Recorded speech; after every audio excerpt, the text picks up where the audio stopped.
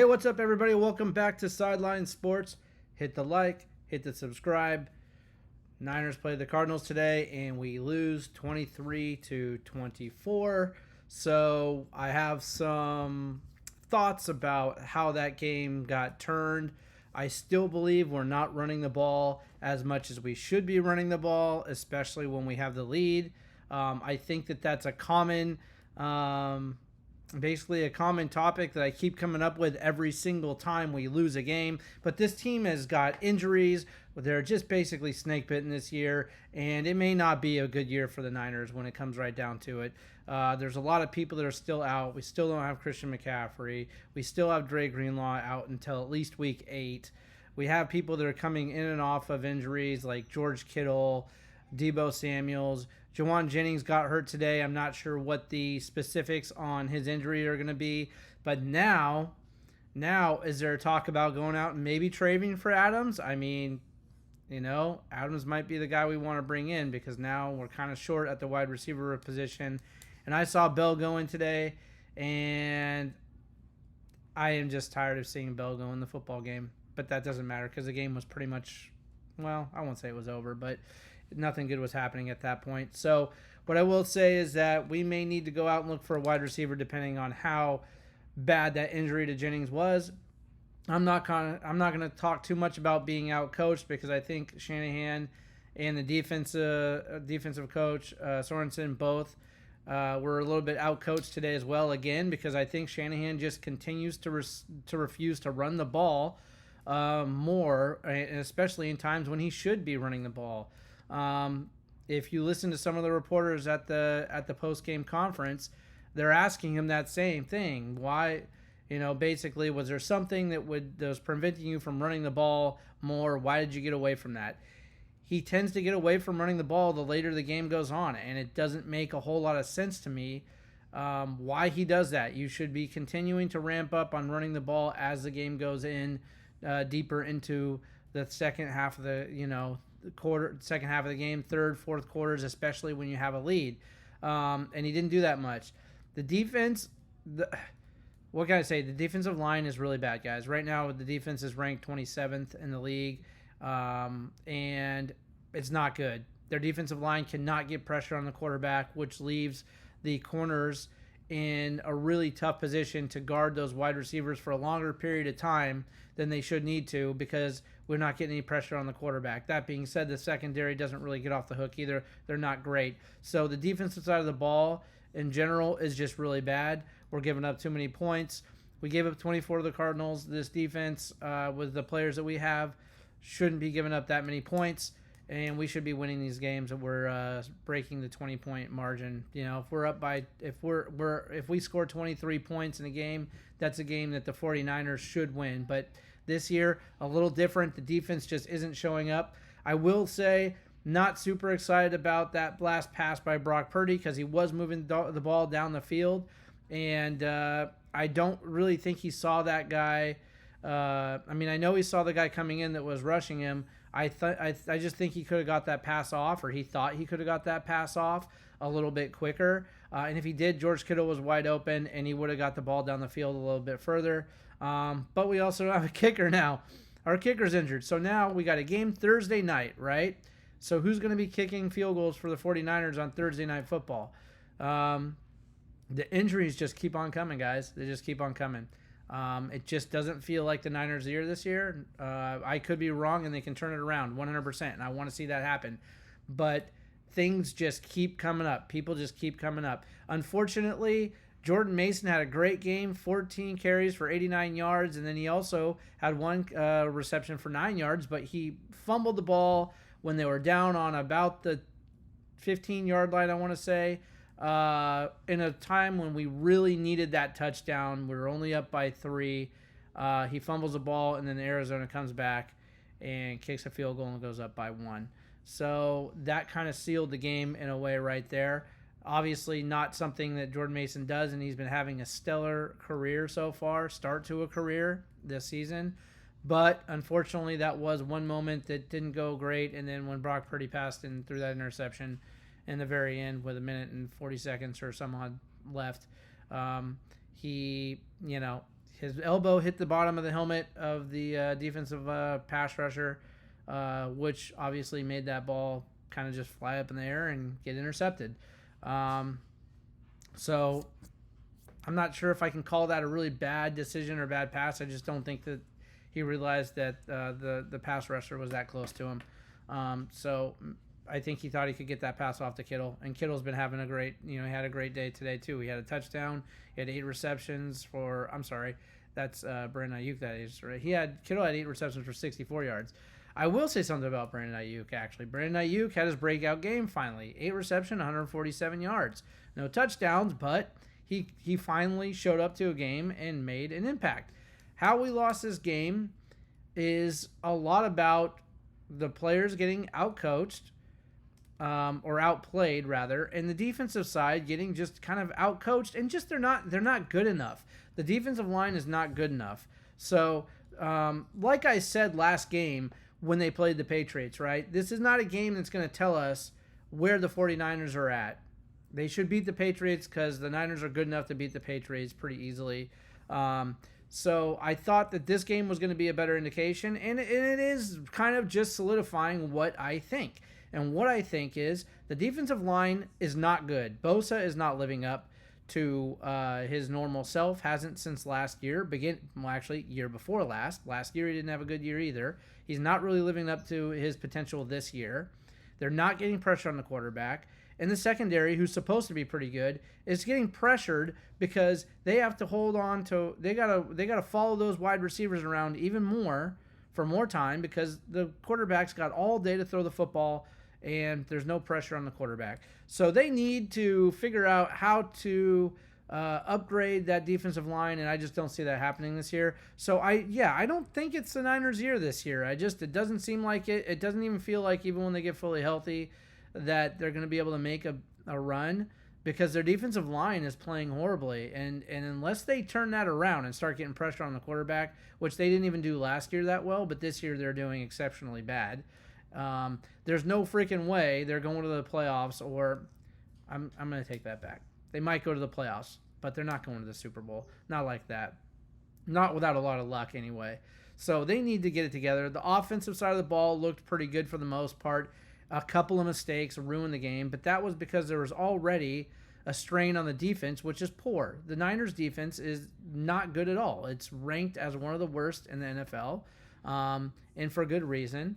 And, the offense can put up as many points as they want, but if their defense can't get it together, then, there's nothing you can do. They're just going to keep allowing points, And let's get to that.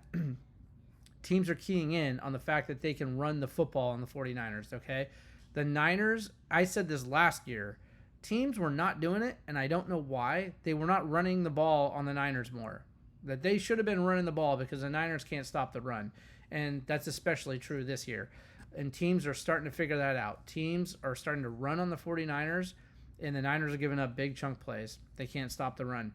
So there's definitely a couple of things to worry about. It's all on the defensive side of the ball for the most part. I can't say Kyle Shanahan got outcoached today too much, but he's still staying away from running the football, and that's not good. He's got to start running the football when you've got a lead. Protect the lead. Drain the clock down. Run the ball. And you have Mason. Mason is one of the best. First off, we don't know how good he can be. He's a rookie. But in the first 5 games, he's averaged over 100 yards a game. And he's a reliable source to hand the ball off to over and over and over again. So why you don't do that, I don't get it. Especially with a lead, I don't get that. I don't know what it is. And his response is, I thought I could get it done in the passing. Well, yeah, but you didn't. You didn't get it done in the passing game. And on top of that, you continue to abandon the run. It's just common sense. If you want to drain the clock, if you're winning the football game and you want to control the time of possession, run the ball, especially when you're getting first downs. That running back is one of the best in the league. He's averaging, I don't know how many yards per carry, 6.4 yards per carry. That tells me a first down if you keep handing it to him every time. Okay? And with two extra downs to to spare just in case he doesn't get the 6.4 yards. But he's averaging around that. So I don't get it, guys. I'm still I still am just baffled by the fact that he's getting away from the run. But other than that, the team got outplayed, especially on the defensive side. Not so much on the offensive side, but the defensive side, they got outplayed and outcoached again. So that's a common thing we're going to hear this year, especially for me, every single game. Because when you play a team that's even halfway decent, then you're going to have these struggles as the 49ers unless they figure it out real quick about how they're going to pressure the quarterback. But they're not going to because they don't have the talent on the defensive line to do it. They just don't. It's not there. They didn't have it last year. They don't have it this year. It was better last year, but still not great. Not great. It could have been better. They can be better. They need to upgrade. I'm definitely going to leave the offensive line alone. I used to talk a lot about how bad the offensive line is, but now there's glaring issues more and more that defensive line is not good. So they need to upgrade, and that's not going to happen probably this year without a trade. And what that trade looks like, I don't know. You can go out, again, like I mentioned earlier, we can go out and start talking about now do we talk about getting Devontae Adams since Jennings is out, and how long is Jennings going to be out for? We don't know. But might not be a bad idea on the offensive side. Defensive side, I don't know what you can do. I don't know who you can give up or who you can trade or who you can pick up that's going to upgrade that defensive line. I don't think there is. So, yeah, disappointing game, but I'm starting to kind of get my mind wrapped around what's going to happen this year, which is a very average football team, unfortunately, because of the defense. So where do we go from there? Hard to say. We got to sign Brock Purdy after this year. That money is going to go to Brock Purdy. Going to try and keep any other players that we can by restructuring their contracts, I believe. But most of the money is going to go to Purdy, which means how do you upgrade your defense other than through the draft? And that means rookies, and that means time to get better. So there is going to have to be some point where you're trading somebody for a defensive player or you're trading draft picks away for a defensive player, but you got to upgrade the defensive line. I do think the secondary, if the defensive line could get pressure on the quarterbacks, would be okay. Not fantastic so far, but I do think that they would be a lot better than they look right now. But they're running their ass all over the field just to keep up with wide receivers because the quarterback can sit back there, have lunch, have some tea, have some coffee, and then throw the football down the field to whoever they want. That's how much time they have. It's like pathetic. The Niners pass rush is just complete junk. So I'm not happy, but you can tell today they just got outplayed, outcoached a little bit. It wasn't a lot of mistakes. It was just, okay, wow, that defensive line really just can't do it. Just can't do it. And the secondary just can't hold up when they have to follow a receiver around for 10, 15 seconds, 20 seconds at a time. So that's where we are, guys. This team is not very good. It's not going to be a great year without some major adjustments. And I'm not saying that can't happen, but we're at the gauntlet phase here where, we got Dallas and Kansas City coming up soon, and Seattle. And Seattle's no pushover. So, yeah, going to be a tough year. Going to be a tough year, guys, but let's stick with it and see. I'll be here every single Friday and every single Sunday post-game to talk about my feelings on the game and what I think should be happening. And right now, the bottom line is that we're looking at just a team that's not very good on the defensive side, which puts strain on the offense. And if the offense makes a couple of mistakes, that could be a loss every single time, because when you have a bad defense that continues to allow the other team to score points, it puts a lot of pressure on your offense to put up numbers. And if they throw one interception or have one fumble, you get put in the hole even deeper. There's less room for error for the offensive side when the defense is allowing so many points. And, tie that in with a coach who doesn't run the ball when he's got a lead, and he should be with one of the best running backs in the league. You're going to lose games that way. And I don't know. everybody's asking Shanahan why he doesn't run the ball more, and he just keeps putting it back on my passing game can get it done. Well, no, it can't. It didn't today. Not by itself. That's why we talk about a balanced offense. A balanced offense means establishing the run and then going to your pass game.